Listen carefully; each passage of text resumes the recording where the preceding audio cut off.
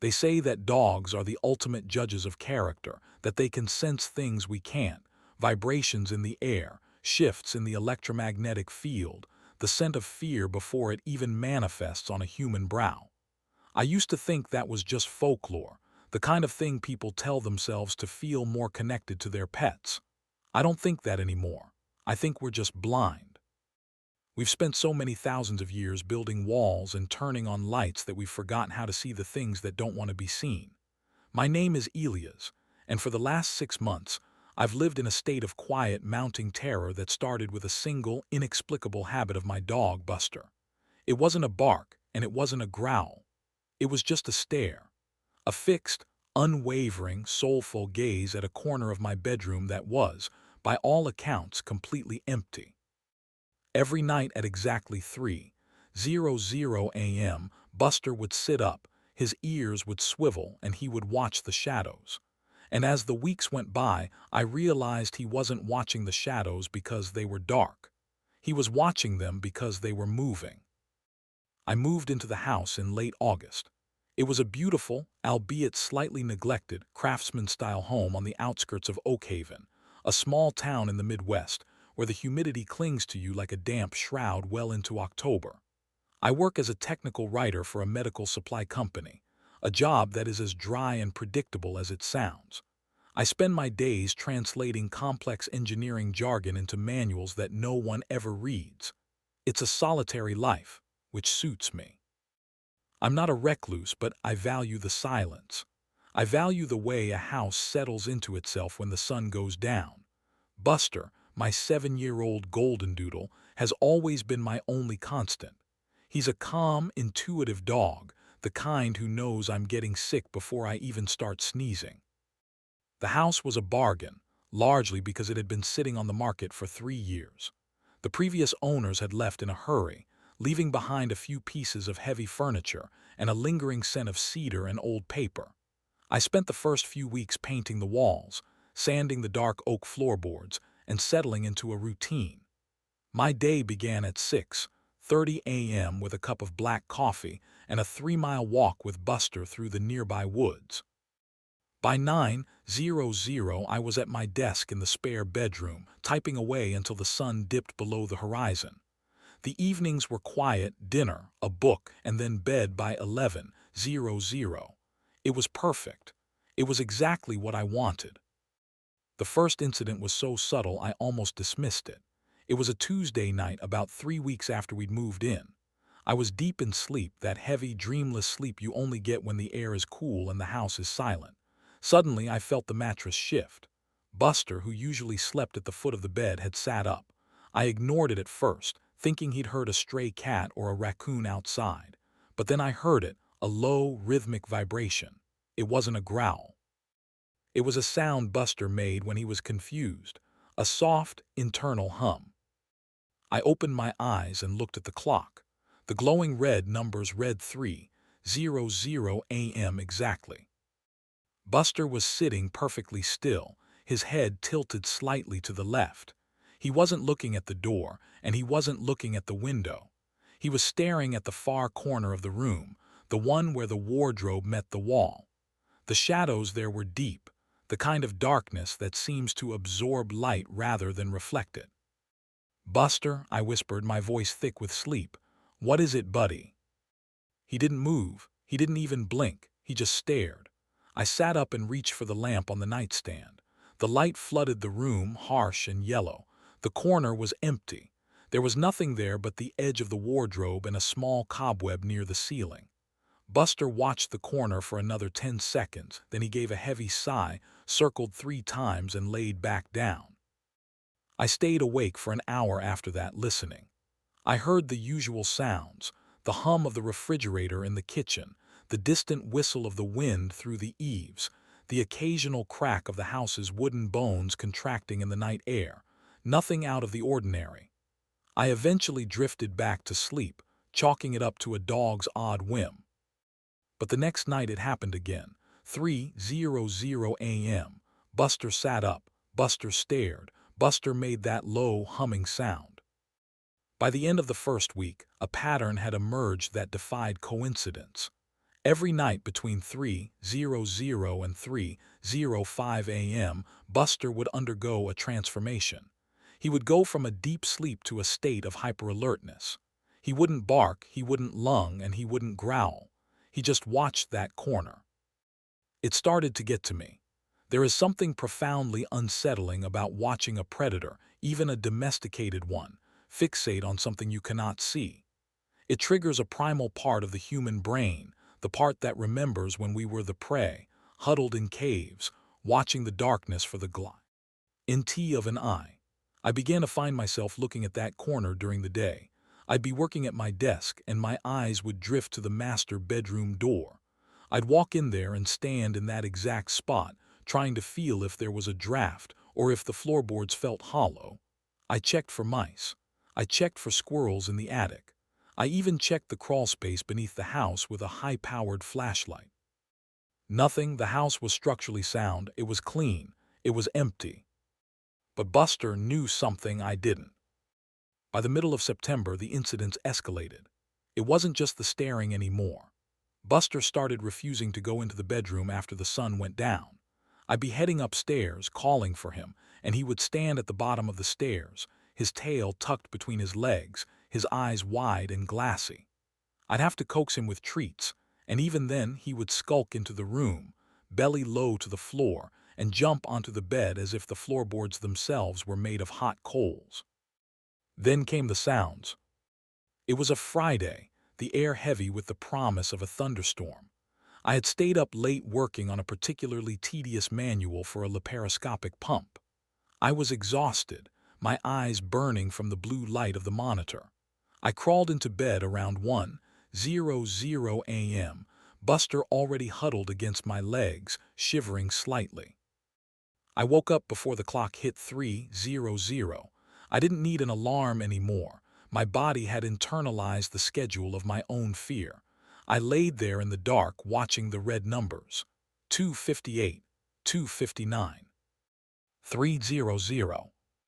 Buster sat up. He didn't hum this time. He let out a sharp, sudden whimper. And then from the corner I heard it. It was a sound like dry parchment being rubbed together. Scritch, scritch, scritch. It was faint, so faint I might have missed it if the house wasn't so deathly quiet. It was rhythmic, and it was coming from inside the wall. I didn't move. My heart was thudding so hard I could feel it in my throat. I reached for my phone on the nightstand, my fingers trembling. I turned on the flashlight and aimed it at the corner. The beam of light hit the plaster. The wallpaper, a faint, floral pattern from the 80s that I hadn't gotten around to stripping yet, seemed to ripple. It was probably just the play of light and shadow, but for a second it looked like something was pressing against the other side of the wall. Something with fingers. The scratching stopped the moment the light hit it. Buster didn't relax. He backed away from the corner, his nails clicking on the hardwood as he moved toward the headboard. He was looking at something that was no longer in the corner. His eyes were tracking something moving across the ceiling. I followed his gaze. I saw nothing but the white-painted plaster and the shadow of the ceiling fan. But Buster's head moved in a slow, deliberate arc, following an invisible path from the corner, across the room, to the top of my closet door. He stayed like that for 20 minutes. I stayed like that too, the flashlight in my hand until the batteries began to dim. The next day, I went to the Oak Haven Public Library. I needed to know who had lived in the house before me. I'm a technical writer. I believe in documentation. I believe that every effect has a cause. I spent hours scrolling through microfiche and old property records. The house had been built in 1924 by a man named Arthur Vance. He was a clockmaker, a man obsessed with precision and mechanics. He had lived there until his death in 1958. After that, the house had changed hands every 5 to 10 years. A young couple in the 60s, a retired teacher in the 70s, a family of 4 in the 80s. I tracked down the family from the 80s, the Millers. They lived in a neighboring town now.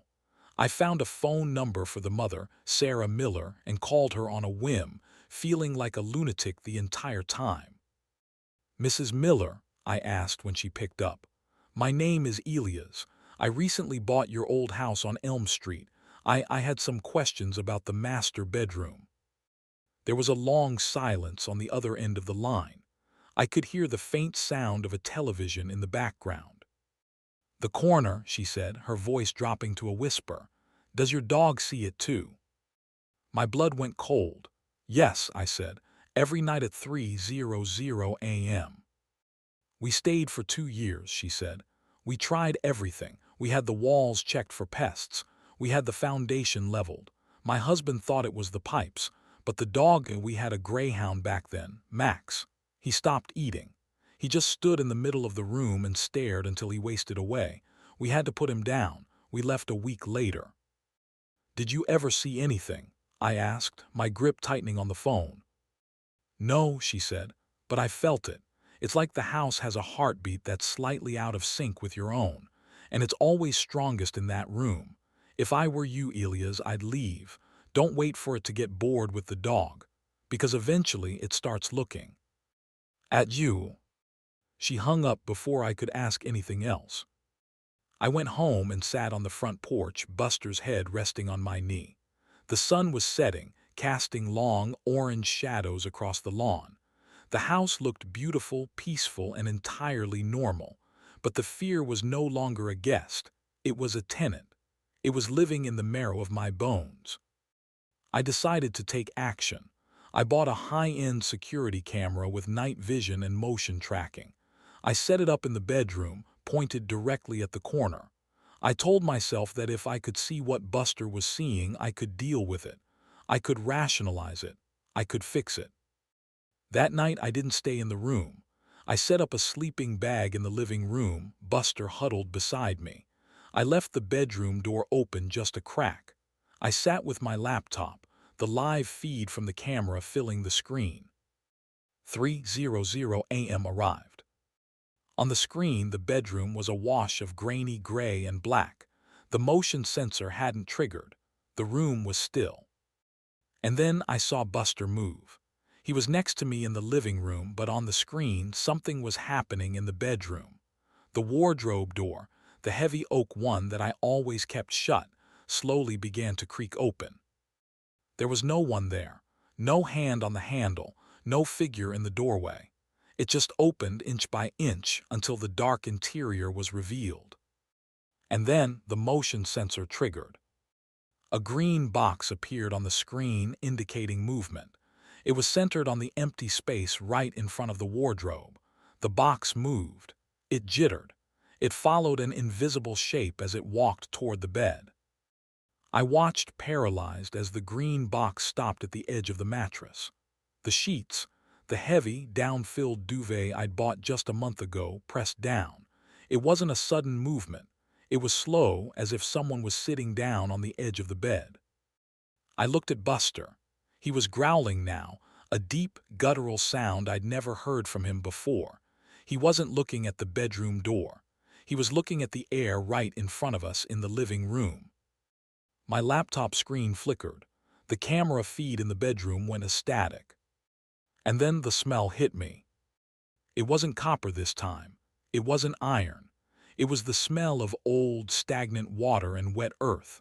It was thick, cloying, and it seemed to fill my lungs with every breath. I grabbed Buster's collar and ran for the front door.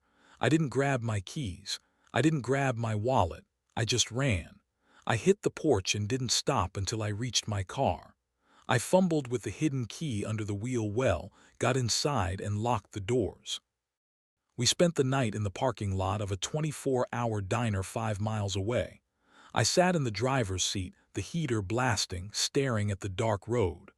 Buster was curled in the passenger seat, his head tucked under his paws. He wouldn't look at me. He wouldn't look at anything. The next morning I went back. I had to. My life was in that house. My work, my clothes, my memories. I walked through the front door, the sun streaming through the windows, feeling like a stranger. The house was quiet. The smell was gone. I went to the bedroom. The wardrobe door was shut. The sheets were smooth. I spent the day packing. I didn't care about the mortgage. I didn't care about the loss I'd take on the sale. I just needed to get Buster out of there. But as I was clearing out the closet, I noticed something. A small, circular hole in the floorboards, tucked away in the very back corner, behind a stack of old shoe boxes. I knelt down and shone my light into it. It wasn't a mouse hole. It was a peephole, perfectly drilled through the wood. It looked down into the space between the first floor and the basement. I went down to the basement. I'd been down there before, but only to check the furnace. This time, I went with a crowbar. I started pulling back the insulation near the area where the master bedroom was located. Behind a layer of yellow fiberglass and a false plywood panel, I found it. It wasn't a room, it was a nest. A small, cramped space, barely 4 feet high and 3 feet wide. There was a thin, filthy mattress on the floor, a stack of old newspapers from the 1950s, a collection of small, rusted clocks, their internal gears exposed and twisted. And there were photos. Dozens of them pinned to the wooden joists. They were photos of the people who had lived in the house over the decades, the couple from the 60s, the teacher from the 70s, the Millers. And there was a photo of me. It was taken from a distance, through the woods at the back of the property. I was standing on the deck, a cup of coffee in my hand, looking toward the trees. I felt a wave of nausea so powerful I had to lean against the foundation wall. It wasn't a ghost. It wasn't a spirit. It was a man. A man who had lived in the walls of that house for decades. A man who knew the heartbeat of the house because he was part of it. He had watched the families come and go. He had watched the dogs grow old and die. He had watched me. I didn't call the police from the house. I drove to the station, my hands shaking so hard I could barely steer. They sent 2 officers out to investigate. They found the nest. They found the photos. They found the peepholes drilled into every room of the house. But they didn't find him. The basement had a small, forgotten coal chute that led out to the backyard, hidden beneath a heavy growth of ivy. The chute was open. The dirt inside was fresh. "He's been here a long time, Elias," the detective told me, his face grim as he showed me the evidence. There were jars of, well, biological waste. He hadn't left that crawl space in weeks, maybe months. He was living on what he could steal from your pantry when you were at work. "But the dog," I said. "Buster saw him at 3:00 a.m. every night." The detective nodded. 3:00 a.m. That's when the house is the quietest. That's when he'd come out of the crawl space and walk through the rooms. He'd sit on the edge of the bed. He'd watch you sleep. He probably thought he was part of the family. I never spent another night in that house. I stayed in a hotel until the sale went through, and then I moved to a high-rise apartment in the city. No crawl spaces, no basements, no false panels. But the damage was done. The psychological tension of those weeks has left a permanent mark on my soul. I don't trust the silence anymore. I don't trust the way a house settles. I find myself checking the corners of every room I enter. I measure the distance between the walls, looking for unaccounted-over inches. And Buster is different now. He doesn't sleep on the bed anymore. He sleeps by the door, his eyes fixed on the hallway. He's jumpy, prone to sudden bursts of barking at shadows. He's lost that calm, intuitive grace that made him my best friend. But the worst part is the clock. Every night I wake up at 2:59 a.m. My body won't let me sleep through it. I sit up in bed, my heart thudding, and I watch the digital numbers change. 3:00 a.m. In my new apartment, on the 22nd floor, surrounded by steel and glass, I listen. I don't hear scratching, I don't hear wood on wood. But sometimes, when the wind hits the building just right, I smell it. Old stagnant water, wet earth. And I look at Buster. He's sitting up, he's tilted his head to the left. And he's staring at the corner of the room. I don't know who he was, I don't know if he's still alive. I don't know if he followed me to the city. The detective told me they checked the records, but Arthur Vance had no children, no heirs, no one who should have been in that house. But the photos, they weren't all old. The last photo in the crawlspace, the one they found under the mattress, wasn't of me. It was a photo of the high-rise apartment building I live in now. It was taken from across the street, and there's a small, red circle drawn around a window on the 22nd floor. My window. I've had the vents checked. I've had the walls scanned with thermal imaging. The maintenance crew thinks I'm a paranoid freak. They tell me the building is secure. They tell me no one could get in without a key fob. But I know how he moves. I know how he hides in the things we choose to ignore. I know that secure is just a word we use to keep the fear at bay. The climax of my life didn't end with a police report. It didn't end with a move. It's an ongoing, slow-burn horror that I carry with me every single day. The realization that once you've been watched, you can never truly be alone again. I'm sitting in my living room now writing this. The sun is setting over the skyline, the orange light reflecting off the glass towers. It's beautiful. It's modern. It's supposed to be safe. But Buster has just walked into the room. He's standing in the center of the floor. He's stopped panting. His ears have swiveled to the left. And he's staring at the empty corner behind my chair. I can't look, I can't turn around, because I know that if I do, I won't see a monster. I won't see a ghost. I'll see a man, a thin gray man with a rusted clock in his hand. And he'll be smiling because he's finally home. The silence of the apartment is absolute now. The city sounds have faded into a dull hum. My own breath is the only thing I can hear. In, out. And then from the corner I hear it. A soft, rhythmic vibration. A hum. Not from Buster. From the wall. It's a sound of precision. It's a sound of mechanics. It's the sound of a clockmaker adjusting the gears of a life that no longer belongs to him. I close my eyes and wait for the clock to strike 3. Because in the dark, time doesn't move forward. It just circles back to the corner. And the corner is never empty. I've started to wonder if I'm the one who's out of sync now. I look at my reflection in the dark windows and I don't recognize the man staring back. My skin is pale. My eyes are recessed into dark hollows.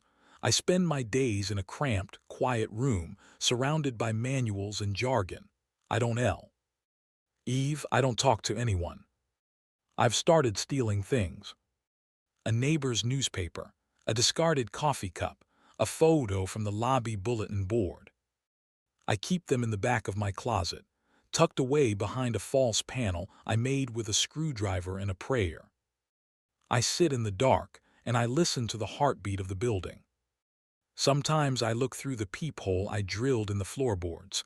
I watch the people in 21 see a young couple. They have a dog, a beagle. The dog stares at the corner of their bedroom every night at 3:00 a.m. I watch them through the wood. I watch them sleep.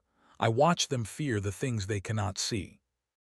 I realized something a few weeks ago, something that changed everything. The man in the house wasn't a squatter. He wasn't a stalker. He was a predecessor. He was showing me the way. He was teaching me that the only way to be truly safe in this world is to disappear into the architecture, to become the shadow that everyone fears but no one sees. I'm not Elias anymore. Elias was a technical writer who lived in a craftsman house. Elias was a victim. I am the heartbeat. I am the precision. I am the reason the dog stares. And as the clock hits 3:00 a.m., I lean against the joist and I hum. It's a low, rhythmic vibration. And downstairs, I hear the beagle whimper. The horror isn't that someone is watching you. The horror is that eventually, you'll realize why they're watching. And you'll want to join them. The aftermath is a total erasure of the self. I don't exist in the records anymore. I stopped paying the rent. I stopped answering the door. The world thinks I moved away. The world thinks I'm gone. But I'm still here. I'm in the walls of the 22nd floor. I'm in the crawl spaces of your mind. And tonight at 3:00 a.m., I'm going to come out and sit on the edge of your bed. I'm going to watch you sleep. And I'm going to wait for your dog to notice me. Because we're family now. And family stays together. Forever. The red numbers on the clock are glowing. 2:59. I pick up my rusted clock. I adjust the gear. 3:00. I step through the panel. The room is dark. The air is cool. The dog sits up. And I begin to stare back. The cycle is perfect. The mechanics are sound. The silence is the only thing left. And the silence is mine. I look at the dog, the golden doodle I used to call Buster. He's old now. His muzzle is white. He doesn't growl at me anymore. He doesn't whimper. He just watches. He knows that I'm the only one who truly sees him. He knows that I'm the only one who will never leave. I reach out a thin, gray hand and I stroke his head. His fur is soft, just like I remember. "Good boy," I whisper. The voice is a dry rasp, like wind through dead leaves. Buster sighs, circles 3 times and lays back down. I sit on the edge of the mattress, and I look at the man in the bed. He looks like me, he has my face, he has my name. But he's not me. He's just a subject. And I am the observer. The house settles, the foundation cracks, the wind whistles through the eaves. Everything is exactly as it should be. The stair is unbroken. The corner is full.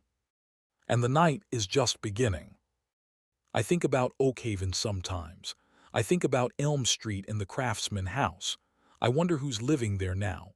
I wonder if they found the nest. I hope not. I hope they're still sitting in the dark, wondering why their dog won't sleep. I hope they're still looking for the cause of the scratching. Because the search is the most important part. The search is what makes you ready for the find. I'm ready now. I've been ready for a long time. The clock in my hand ticks, click, click, click. The rhythm is perfect. I am in sync. The world is out of tune, but I am the melody in the wall. I am the secret in the plaster. I am the reason you keep the lights on. And I'm never going to let you turn them off. Not until you can see me in the dark. Not until you're one of us. The stare continues. The silence deepens. The clock strikes 3. And I am home. The end is just another beginning. The corner is waiting. Are you? I can hear your breathing now. It's slow, it's heavy. You're trying to sleep. You're trying to ignore the feeling of being watched. But your dog is sitting up. Your dog is tilted his head. And he's looking right at me. Don't close your eyes. The night is so much better when you're awake. I'll see you at 3:00 a.m. I'll be in the corner. Watching. Waiting. Smiling. The heartbeat of the house is calling your name. Can you hear it? Thump, thump, thump. It's slightly out of sync. Just the way it should be. Goodbye, Elias. Hello, shadow. The wood is warm, the dust is soft. The void is full.